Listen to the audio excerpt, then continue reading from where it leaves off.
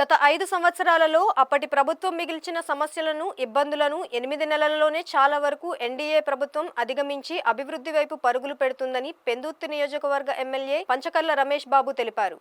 Budget శాసనసభ సమావేశాల్లో ఆయన మాట్లాడుతూ ఒక్క అవకాశం అంటూ అధికారంలోకి వచ్చిన గత ముఖ్యమంత్రి హయాంలో కూల్చివేతలు, ప్రతిపక్షాల మీద కక్ష సాధింపు చర్యలు, భూదోపిడీ, ల్యాండ్, శాండ్, వైన్, మైనింగ్ దోపిడీలు, సినీ ఆదివారాలు వస్తే జనాలు భయపడే పరిస్థితి తమ ప్రాంతంలో ఉండేదని, కొట్టివేతలు, అరెస్టులు ఉండేవన్నారు. అన్నిటికంటే దారుణమైనది గతంలో ముఖ్యమంత్రి పర్యటనకు వస్తే చెట్లు నరికేసేవారని ఆయన దుయ్యబట్టారు.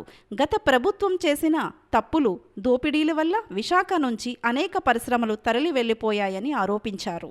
మనకు లాస్ట్ 5 సంవత్సరాలు క్రైసిస్ మిగిల్చిన ఆ ప్రభుత్వం నుంచి ఆ ఇబ్బందుల్ని 8 నెలల్లోనే చాలా వరకు అధిగమించి